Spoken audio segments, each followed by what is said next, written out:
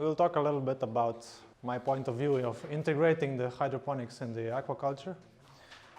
It's mainly based on the work we did in Slovenia and the work I did here with Kira, preparing offers for a few customers.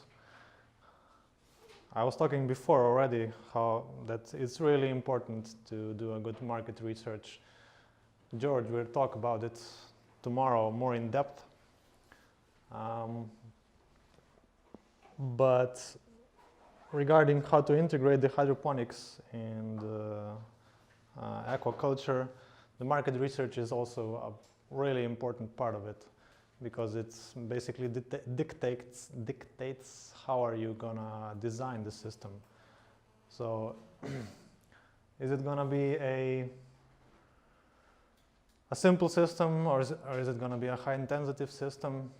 Really depends on what kind of market are you going into.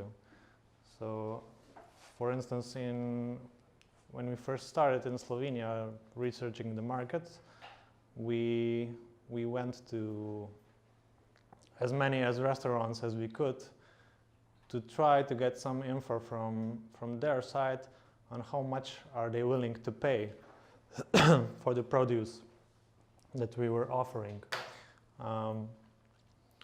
And in general, their response was really positive. They were willing to take our produce.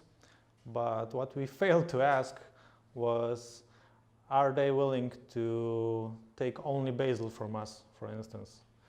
So that was our point of failure, meaning that they don't want to deal with multiple suppliers of the produce they use. So when we had our first basil, we couldn't sell it to them, so we had to go directly to distributors, where the price totally changed and the quantities are much bigger, and it also means that once you start to deal with the distributor, he wants constant supply. That means you cannot have a big difference in the supply you are capable of offering. So you cannot say, okay, 1 week I can give you 50 kilos of something, next week, oops, I don't have anything. So you can fail a few times and then they stop working with you. It's also the same thing that I pointed out before in that video. If you don't produce, if you're not able to produce 100% quality, the distributors won't work with you. So while on the other hand, if you work with chefs directly, you are able to provide them with lower quality, basically. Are you going to do the traditional aquaponics, which means it's going to be low intensity, it's going to mainly use the nutrients that you are able to provide with fish? Or are you going to use the more commercial approach that we talked about it before? So you're going to maximize the fish production and you're going to maximize the hydroponic production. And if you're going that way, so the traditional model, for those that maybe don't know how it's traditionally sized, it's mainly based on the UVI, was it University of Virgin Islands? Yeah. So from the work of Mr. Rakosi, which was pretty intensive from what we learned from. So they were proposing like 40 to even 100 grams of feed per square meter, which for them meant a lot of cleaning, a lot of labor every day to clean all that fish waste out of the system by means of, they had like some nets to capture the solids. But what we did was that we used a lower feeding model. So we used only 15 to 20 grams of feed per square meter, and that allowed us somewhat lower maintenance. So we could just go away with the drum filter and clean once a year the whole system of solid deposits in the channel. So it's a pretty straightforward calculation, and again, if you're able to supply if you're able to satisfy the market you're tending to, then this works. For instance, the American guys that I showed you, and someone was also telling me about, who was telling me this? About some English guy that's able to survive for 5 years. Boris was telling me about. What was his model? I know. Wait, what was his? I think he's selling like smoked fish, and like he makes some special products out of his fish and sells them for a good price. Yeah, to chef. Yeah, he's a chef, and he's a chef and has other friends that are chefs, and he convinced them to buy his produce for a good price,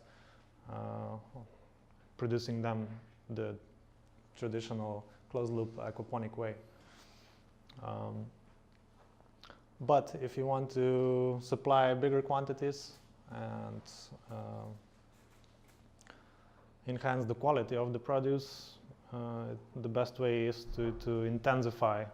We made, in Slovenia at least, we kind of went the middle way once we saw that the traditional model will not work for our market. So we started to supplement the needed nutrients into the system by using mineral nutrients. We used nitrogen, not intake, but nitrogen input per day to determine how much phosphorus, potassium, and other elements we have to add according to these ratios between the separate elements, and the ratios are based on a Hoagland solution, which is a typical hydroponic solution used mainly for tomatoes and cucumbers, and a weaker solution is used for lettuce. Excuse me, what does it mean, ET? ET is evapotranspiration. So, for instance, how we sized I'm going to explain now. So the way we sized two systems here that we proposed were based on how much water the RAS system disposes every day.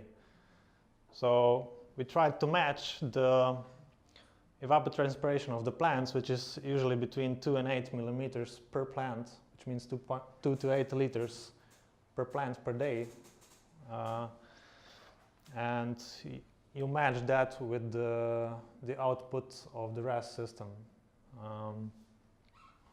And then you can calculate from the dry mass that you expect of your produce, which is typically for lettuce, for instance, is 3 to 5% of dry mass. And from that dry mass, you can now calculate how much nitrogen you need. And the nitrogen is usually around 11% of lettuce is 11% of the dry mass of lettuce is nitrogen. So it should be 110. Yeah, This is 1%.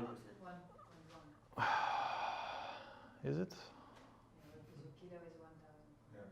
Yeah, then it's wrong. It's very low. Yeah, then something is wrong there. But I'm pretty sure it's 11%. No, I'll check it out. When we do the practical part of the training, I'll have the whole table for you of this. 11 grams per kilogram. No, have to check that. Anyway, Kevin, you remember this? Is this wet Yeah. perhaps? It should be dry mass.